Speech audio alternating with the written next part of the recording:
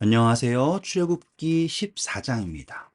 여호와께서 모세에게 말씀하여 이르시되 이스라엘 자손에게 명령하여 돌이켜 바다와 믹돌 사이에 비하히롯 앞 곧 바알스본 맞은편 바닷가에 장막을 치게 하라.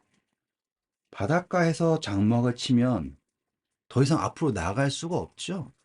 이 모습을 봤을 때 바로가 어떤 생각을 하냐면 3절 바로가 이스라엘 자손에 대하여 말하기를 그들이 그 땅에서 멀리 떠나 광야에 갇힌 바 되었다 하리라.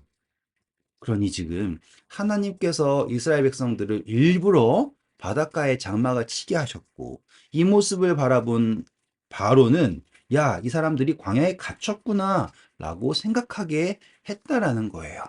4절 볼게요. 내가 바로의 마음을 완악하게 한즉 바로가 그들의 뒤를 따르리니 내가 그와 그의 온 군대로 말미암아 그와 그의 온 군대로 말미암아 영광을 얻어 자 목적이 무엇이냐면 애굽 사람들이 나를 여호와인 줄을 알게 하리라. 하나님은 지금까지도 같은 뜻을 가지고 계시네요. 애굽 사람들이 하나님을 믿게 하기를 원하시는 거예요. 그리고 그것이 바로 영광이라고 합니다. 다 죽여버려서 영광 말고요. 하나님을 깨닫게 하는 것이 영광이에요. 자, 여기 관련된 것을 제가 여기 로마서 9장 그리고 시편 105편 적어놨어요. 시간이 되시면 한번 꼭 살펴보세요. 자, 알게 하리라 하심에 무리가 그대로 행하니라.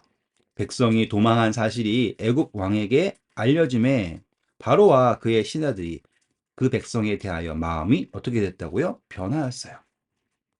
당장의 위기가 지나고 나니까 이제 남은 건 온 애굽 백성들의 원망만 남았어요. 그들의 위치를 지키려면 그들이 실패하지 않았다라는 것을 증명하려면 할 수 있는 선택은 뭐밖에 없어요? 그렇죠. 다시 가서 노예들을 잡아오는 것입니다. 이르되 우리가 어찌 이같이 하여 이스라엘을 우리를 섬김에서 놓아 보내었는가? 기억나시죠? 이 섬김? 아바드? 네. 그래서 왜 우리를 섬기지 않고 하나님을 섬기게 했는가 하고서 쫓아가는 거예요. 바로가 곧 그의 병거를 갖추고 그의 백성을 데리고 갈새 선발된 병거가 600대라고 됩니다. 성경에서 6이라고 하는 거는 인간이 가질 수 있는 최고의 숫자예요. 솔로몬 왕도 그렇고요. 아무튼 적용되는 숫자에서 최대의 병거를 가지고 애굽의 모든 병거를 동원하니 지휘관들이 다 거느렸더라. 여호와께서 애굽 왕 바로의 마음을 완악하게 하셨으므로 그가 이스라엘 자손의 뒤를 따르니 이스라엘 자손이 담대히 나갔습니다. 애굽 사람들과 바로의 말들, 병거들과 그의 마병과 그의 군대가 그들의 뒤를 따라 바알스본 맞은편 비하히롯 곁 해변 그들이 장막 친 데에 미치니라. 자, 이번 잘 보시면 전쟁하러 가는 게 아니라 포로 잡으러 가는 건데 바로는 자신이 가지고 있는 모든 것을 쏟아부어서 나아갑니다. 어디로요?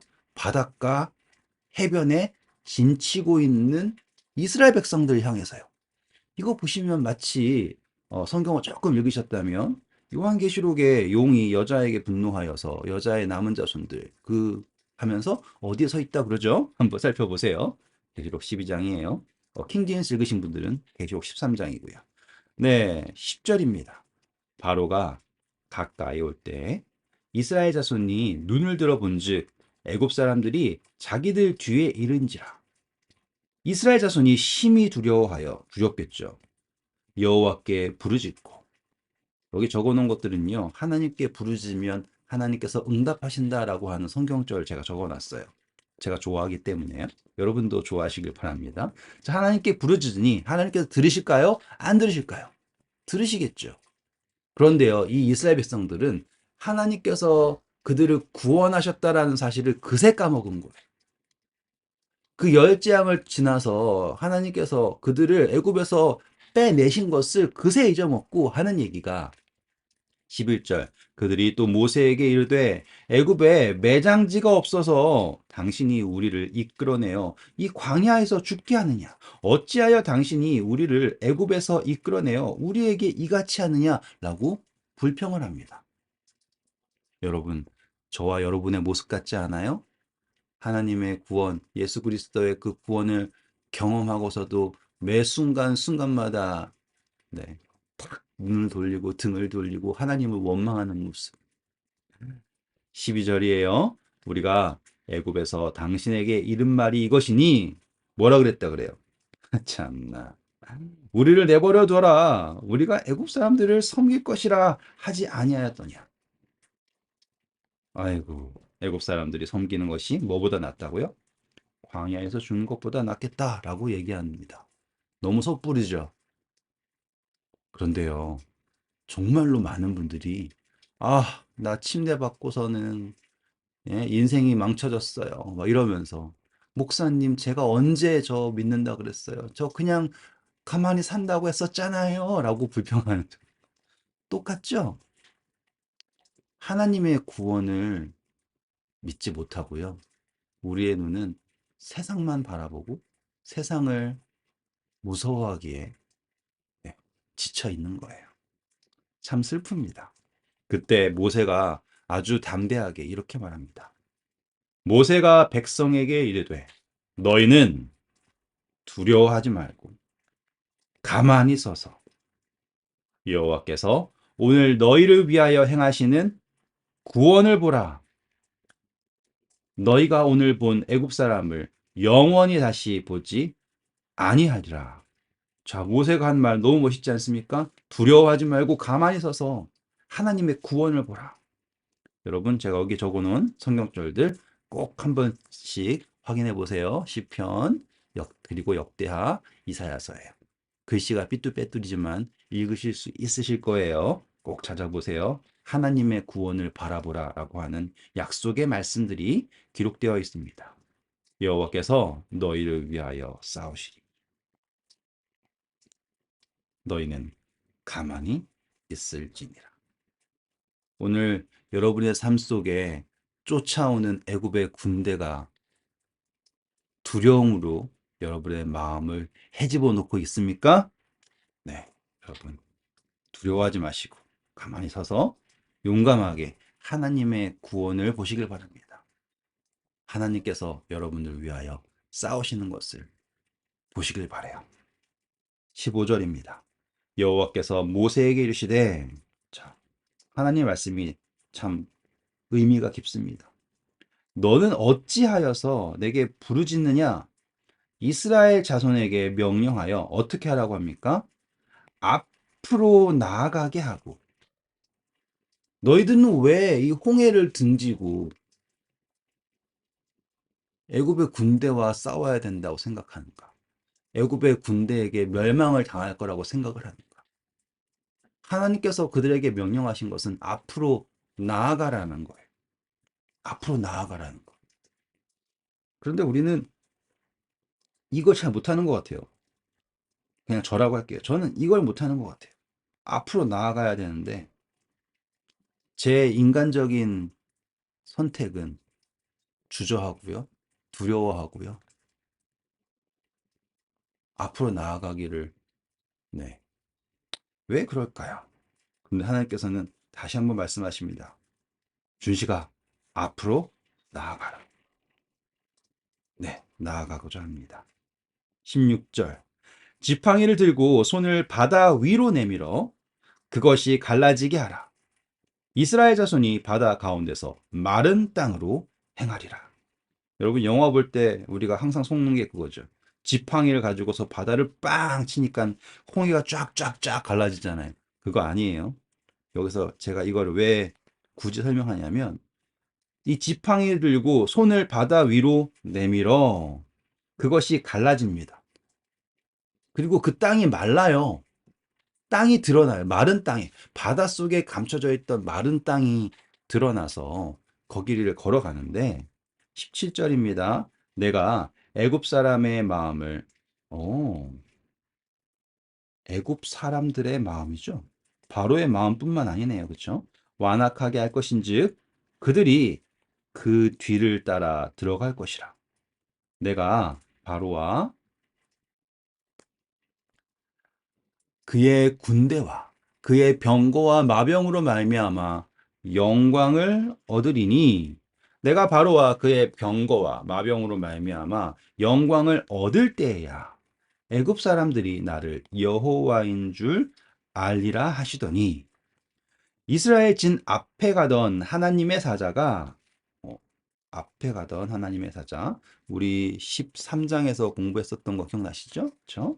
그들의 뒤로 옮겨가매 구름 기둥도 앞에서 그 뒤로 옮겨 애굽 진과 이스라엘 진 사이에 이르니 저쪽에는 구름과 흑암이 있고 이쪽에는 밤이 밝음으로 자 여기서 흑암이 있고 여기에는 뭐가 있어요? 빛이 있죠. 그럼 애굽 사람들은 아홉째 재앙을 기억해야 돼요. 자신은 어둠에 있고 이스라엘 백성은 빛에 있다라는 걸 봐야 되는데 밤새도록 저쪽이 이쪽에 가까이 하지 못하였더라. 그들은 여기서 깨닫지 못하고 있어요.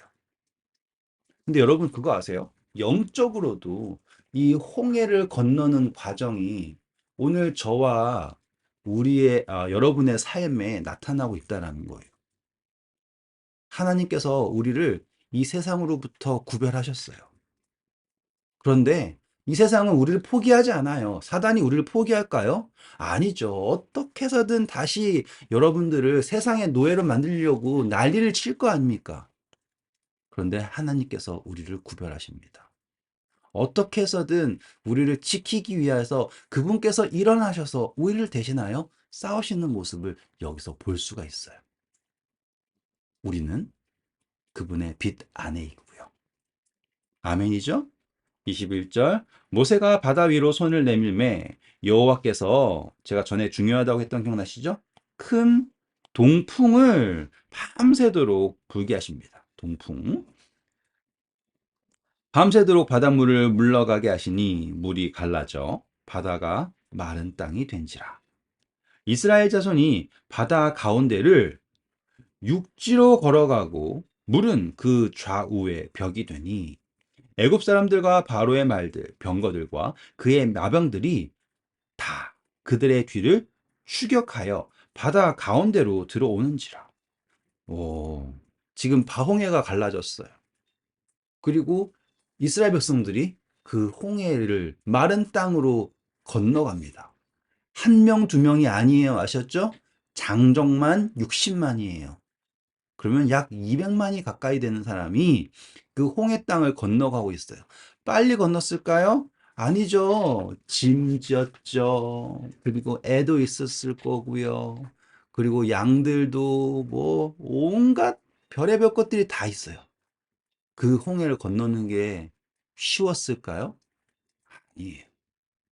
24절이에요. 새벽에 여호와께서 불과 구름 기둥 가운데서 애굽 군대를 보시고 이제 쫓아오지 못하게 애굽 군대를 어지럽게 하시며 어지럽게 한다. 요거 바벨탑부터 생각하시면 됩니다. 그들의 병거 바퀴를 벗겨서 달리기 어렵게 하시니 애굽 사람들이 이르되 이스라엘 앞에서 우리가 도망하자 여호와가 그들을 위하여 싸워 애굽 사람을 치는도다. 자, 하나님이 그들을 위하여 싸운다라는 것에 대해서 누가 고백하고 있는가? 애굽 사람들이 고백하고 있다. 저는 그걸 믿어요. 제 삶을 보니까 제 삶을 뭐 얼마 살지는 못했지만 돌아보니까 정말로 하나님께서 저를 위하여 싸우신 것들이 분명하더라고요. 지금 이 상황에서 하나님이 이스라엘 백성들을 위하여 싸운다라는 걸 애굽 사람들이 고백하고 있습니다.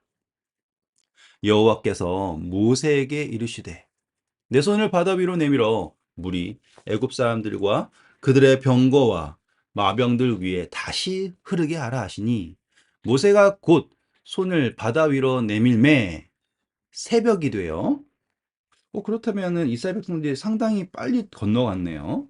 새벽이 되어 바다의 힘이 회복된지라. 애굽 사람들이 물을 거슬러 도망하나 여호와께서 애굽 사람들을 바다 가운데 엎으시니 바다 가운데 엎으시니 물이 다시 흘러 병거들과 기병들을 덮되 그들의 뒤를 따라 바다에 들어간 바로의 군대를 다 덮으니 하나도 남지 아니하였더라. 그러나 이스라엘 자손은 바다 가운데를 육지로 행하였고 물이 좌우에 벽이 되었더니. 제가 여기에 히브리서 11장 29절 적어놨어요. 이스라엘 자손은요, 이 바다를, 홍해를 믿음으로 건넜으며, 그러니까 건넜다라고 표현하고 있고요. 애굽 사람들이 멸망한 이유는요, 믿음으로 건넌 것이 아니라 시험하면서 갔어요. 여러분, 오늘 우리는 하나님께서 열어놓으신 길을 믿음으로 건너고 있습니까? 아니, 걷고 있습니까? 아니면 시험하면서 될까? 하면서 걷고 계십니까? 믿음으로 걸으시길 바랍니다. 그날에 여호와께서 이같이 이스라엘을 애굽 사람의 손에서 구원하심에 이스라엘이 바닷가에서 애굽 사람들이 죽어 있는 것을 보았더라. 어디에서요? 바닷가에서요. 31절. 이스라엘이 여호와께서 애굽 사람들에게 행하신 그 큰 능력을 보았으므로, 자, 이 능력을 봄으로써 애굽 사람들도 여호와를 알게 되었죠. 동시에 백성이 여호와를 경외하며 여호와의 종 여호와와 그의 종 모세를 어떻게 되었다고요? 네, 믿었더라. 이게 하나님의 계획이고요. 하나님께서 일하시는 방식이에요. 하나의 사건으로요. 애굽 사람도 하나님을 알게 하시고 이스라엘 백성들에게도 믿음을 주시는 것이죠. 자, 이제 마지막으로 제가 중요한 한 가지 성경절을 드리고자 합니다. 고린도전서 10장 1절부터 2절이에요. 자, 이 홍해를 건너는 사건을요. 성경은 뭐라고 얘기하고 있는가? 바로 침례라고 얘기하고 있어요. 하나님께서는 분명히 이스라엘 백성들을 다른 길로 이끄실 수 있었죠. 뭐 블레셋 길도 있고요. 그렇죠? 하지만 하나님은 온 이스라엘 백성들이 구름 기둥과 함께 이 홍해를 건너므로 침례받기를 원하신 거예요. 거듭남으로요. 그러니까 이 출애굽기는 그냥 애굽에서 나왔다로 끝나는 것이 아니라 거듭남이라고 하는 경험이 있어야지 되겠네요. 그렇죠? 그리고 이 거듭남이라는 경험은 믿음으로 이루어져야지 됩니다. 시험하면서 하잖아요? 그러면 애굽의 군대들처럼 그 바닷가에 시체가 되고 마는 것이죠. 네, 오늘도 수고하셨고요. 좋은 하루 되세요. 감사합니다.